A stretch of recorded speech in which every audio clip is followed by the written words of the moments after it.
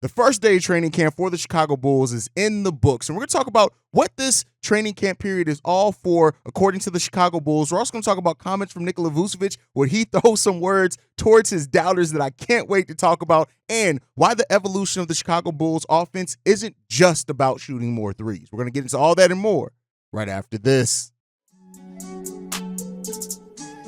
You are now tuned in to Chicago Bulls Central, your number one place for all Chicago Bulls news and content.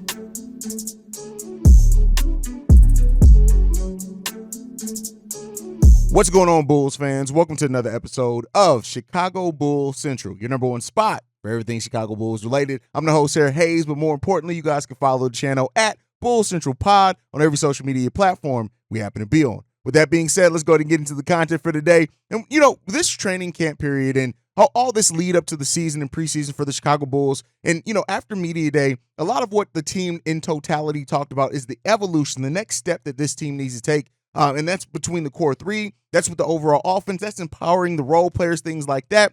And, right before training camp, a couple of days before, we got word from Mark Eversley that, the Bulls didn't really feel like a team. And the Bulls really set out to use this training camp period to kind of fix that chemistry between the team. Billy Donovan saying this: the players really felt like it would be great idea to go somewhere. The challenge was, do you take a 3 or 4 hour flight to go out west? What does that look like? Time change, those things. This was convenient. Belmont's got a great facility. We appreciate them opening it up. It was a 1 hour flight from Chicago to here. I think sometimes just something new could be beneficial. Nothing wrong with that at all. Just getting out everyone's comfort zone and being home for camp, it can do something for a lot for the camaraderie. And so that is the kind of the thought process the Chicago Bulls have between this, right? When you have a team that, the core and a lot of the part of the team had been together at that point for well over a year, and they said that they didn't feel like a team. Having, to try to switch up the monotony a little bit, right? Get out, get somewhere different, get away from the city of Chicago, right? To get away,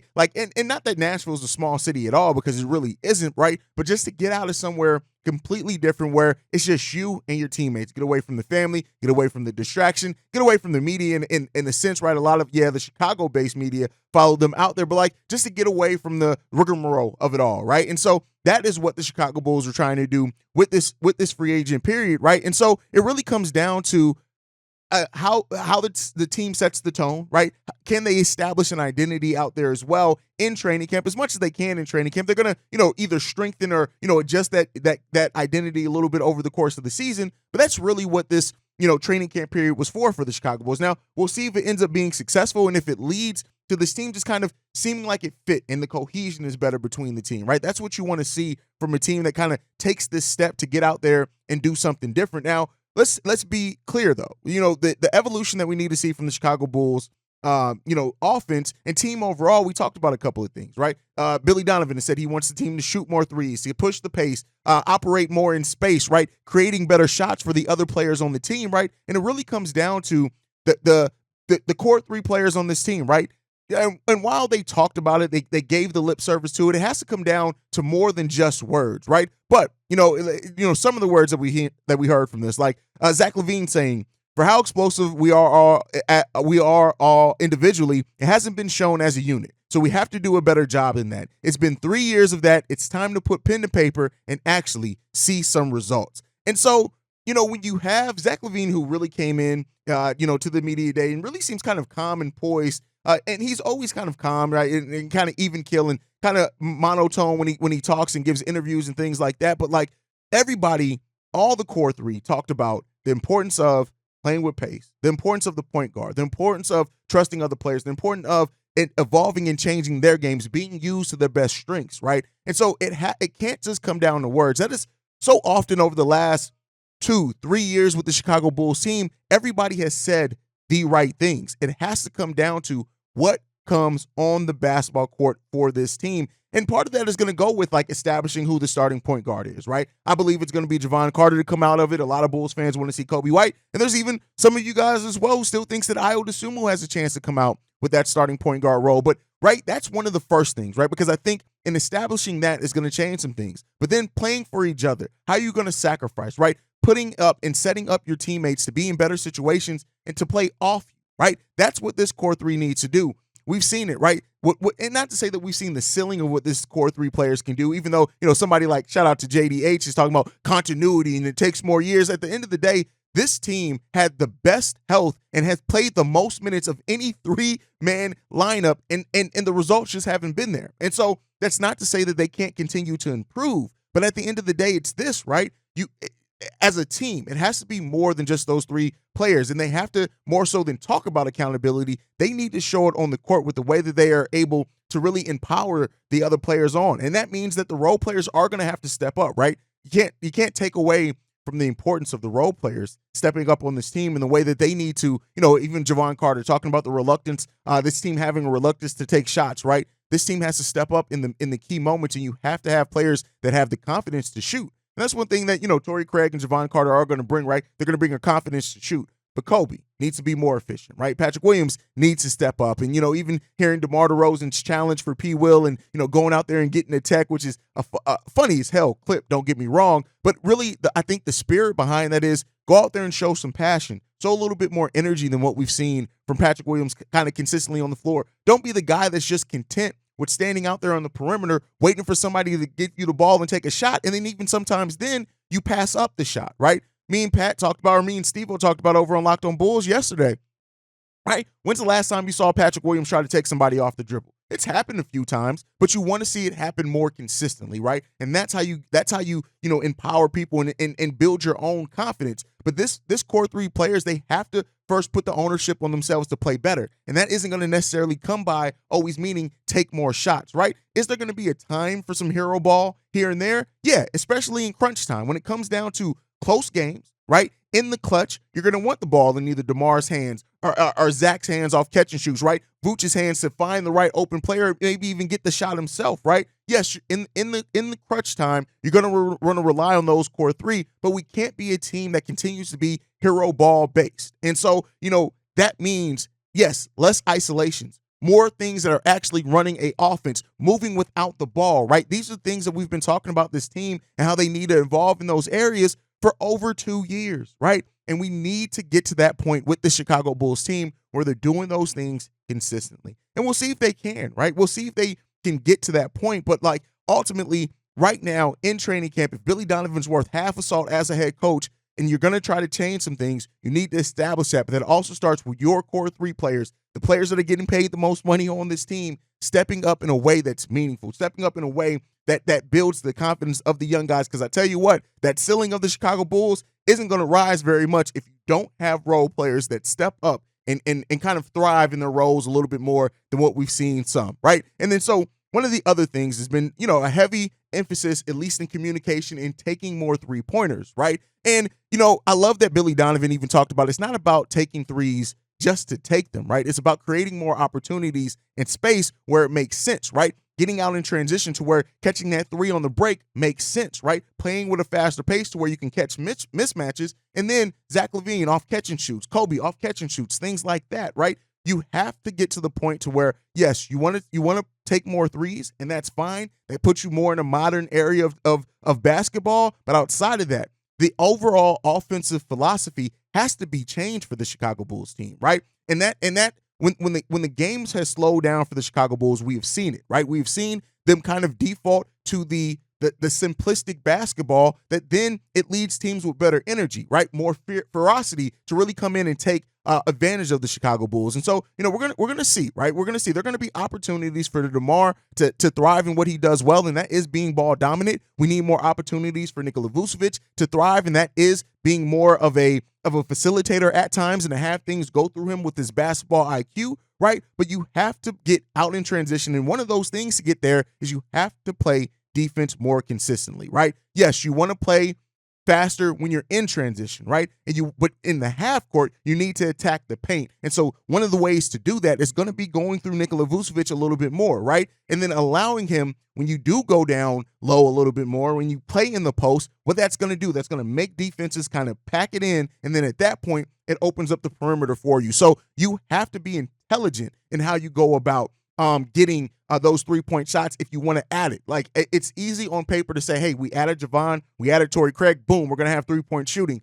It's how you go about getting those 3-point shots. And, one thing, like I always say with Billy Donovan's offense, as much as I am a Billy Donovan doubter, right? It has created open threes. We just haven't had the players to reliably shoot them consistently. And one of the stats to kind of, to kind of open my eyes on that is Alex Caruso and Ayo Dosunmu were actually towards the top of the league when it came to catch and shoot opportunities in the 3-point range, right? And that's bananas because those aren't necessarily the guys that you expect to be able to hit those three, right? Alex Caruso and Ayo Dosunmu both finished in the top 10 in catch and shoot quality, meaning that they got the best open looks off catch and shoots. Now, they didn't hit it at a consistent rate. They're in the top 10 as far as catch and shoot quality, right? But as far as makes, they're not nearly sniffing that, right? And when you look at other players in that, so the top 10 in 3-point catch and shoot quality shots is Isaac Okoro, Ayo Dosunmu, Matisse Thybulle, Alex Caruso, Herb Jones, Russell Westbrook,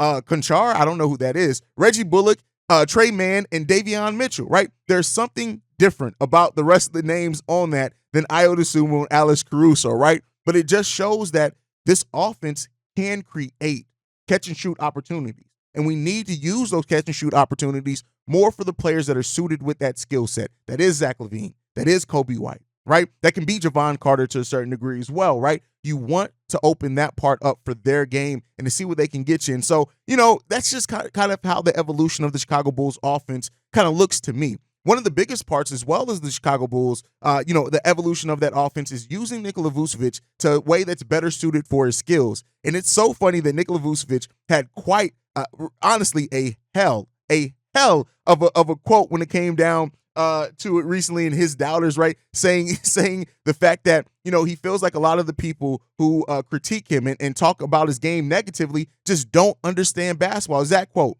Out of the three of us, I'm the one that has sacrificed the most from an individual game. I feel like the people that have been critical of me really don't understand how basketball works. And I see that all the time here. And this is not to throw anybody under the bus, but I see it all the time on the YouTube channel, in the comments. A lot of the guys who leave comments and that criticize Vooch for something that he wasn't brought here to be, and that he's never been in his career, and then overlook the fact that he's elite at things, and then even then exaggerate. Is Nikola Vucevic a great pick and roll defender? No. Is Nikola Vucevic a great shot blocker and rim protector? No. But you know what Nikola Vucevic is? He's actually a really good positional on-ball defender, and he's ranked. He has a career defensive rating of 106.1. That's better than Bam Adebayo. That's better than Nikola Jokic. That's damn near a little bit worse than what Joel Embiid has been. The fact of the matter is that, yes, Nikola Vucevic is a flawed player, absolutely. But the way that a lot of you guys exaggerate what Nikola Vucevic is and isn't tells me that you don't actually watch the game of basketball. Nikola Vucevic is actually a really good on-ball defender of the center position. He just is, right? And then when you add into the fact that he's a player that's the third in offense, right? He's the third option on offense, and he still went out there and got you 18 and 11. And all that being while he's not being utilized to the best of his skill set and ability. You know what that means? If Nikola Vucevic is actually used to the things that suit his game the best, right? That doesn't even mean being the number one option. That just means utilizing what his strengths are. Nikola Vucevic isn't that far off from the exact same statistics that he gave as a number one option on the Orlando Magic. And that is not something that you can just overlook. And it's so crazy that people overlook somebody who is top 30 in the league at field goal percentage, right? He was top 10 in rebounding per game. He was top 60 in scoring per game. Again, all that being while being a third option and not utilize the best of his skill set. I need y'all to back up off Nikola Vucevic. And I need y'all to realize that, yes, flawed player. Offensive rebounding needs some work, right? Like I said, pick and roll defense, absolutely terrible. But if you understand basketball, you would understand we have probably three of the worst pick and roll defenders in the NBA right now, in Vooch, DeMar, and Zach. And guess what? If you catch 2 out of the 3 of those in a pick and roll scenario, a lot of the teams are going to get easy buckets, right? But that's not just on Nikola Vucevic. Yes, like I said, he has his flaws, and that is why team construction is always something that's important for how you build a team. And we really haven't helped shore up some of Nikola Vucevic's and the other players on the team's limitations all the time. And I think that is why you see some of the things you do. But for the people saying Nikola Vucevic, like, for example, I don't even remember the damn, Bloggable, their Twitter is fucking retarded. Like, I'm sorry, and I know that may get me demonetized on YouTube, but we got to be real. Bloggable is one of the biggest sour patched ass motherfucking pages and things that you can find on the Chicago Bulls in general. And it's sad because they didn't start off that way. They started off as a refuge for Bulls fans to really come as a community and talk. And that's kind of the thing that really we're seeing now in the Chicago Bulls creative landscape, right? You get so many people that want to be the I told you so people and rely on sensationalism and instead of actual content creation. But that's a story for another day. Nikola Vucevic has to back up his words, though, with action. And we have to see a Nikola Vucevic that is locked in. If you're going to say people don't understand basketball, then go out there and do what you do and be great at it, right? Do the things that you do and be good to great at it, right? Impact the basketball game. Call for the ball. Take advantage of mismatches. These are things that we need to do. But also, that comes down to that is why the point guard position is so important for how this team is going to operate, right? You heard Javon Carter talked about. I'm excited to play with Vooch, right? That's something to be said with that. And so Nikola Vucevic, a guy who, I know he gets a lot of the doubt and a lot of the hate, and people kind of zero on in Nikola Vucevic. And I tell you what, Nikola Vucevic is not the problem with the Chicago Bulls. And I'll say this, no one player is the problem with the Chicago Bulls, and that is people who want to doubt on Zach LaVine, people who want to doubt on DeMar DeRozan. You guys know, I'm not even the biggest DeMar DeRozan guy, right? But at the end of the day, this Chicago Bulls team is good. All the things that we're hearing right now is great, but you got to put it on wax, right? You got to go out there and make it happen on the court. And we don't see the adjustments that match the words that we've been hearing from this team. It's just going to go another long way in Bulls fans being disappointed in the overall product we've been getting from the Chicago Bulls. And so let's hope. Day 2 of training camps today. Let's see what we get from it, guys. Make sure you guys sound off. Let me know your opinions down low in the comment section. I'll also tell you how to get it in for the mailbag. Make sure you guys are following the show at Bulls Central Pod. You can send us any feedback, questions, comments, concerns, bullcentralpod@gmail.com. And then lastly, if you want to leave a text message and our voicemail for the mailbag, the number to do so, 773-270-2799. We are the number one spot for everything Chicago Bulls related. Thanks to you guys. And like I like to end every episode on, go Bulls. Love you guys. See red if you can, y'all. Peace. This has been a presentation of the Break Media.